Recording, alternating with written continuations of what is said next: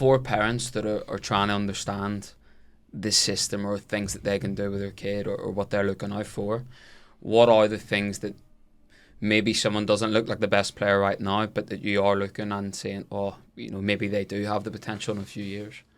Yeah, so I think there's the things that there's the things that kind of scream talent, right? So physical attributes are a really easy one to see, particularly young. So like, wow, that kid's bigger, faster, stronger than everyone, but you might be looking and going, yeah, there's somebody, they're not as big, fast and strong, but they're a really good mover. They just haven't grown as much yet. So they've got the agility. They look like they'll be quick enough. They look like they're going to grow.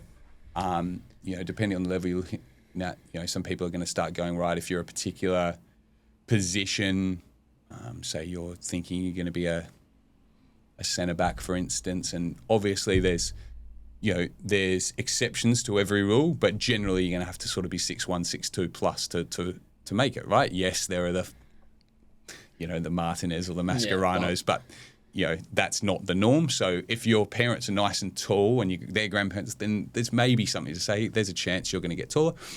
If they're really short, you're kind of going, oh, technically we need a little bit of a change here. Kids that are maybe adaptable to different positions.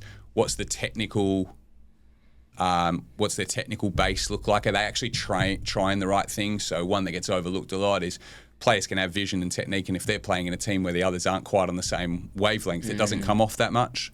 But if you're really looking at it, you can go, okay, I see what you've tried there, and maybe the technique isn't quite there, but the decision was brilliant, or maybe even the decision and the technique were really good, but the run wasn't as good as you'd have hoped, or the other person couldn't control it. But if you can sort of see past those things and go, oh, in the right environment, around the right players, that person have a chance.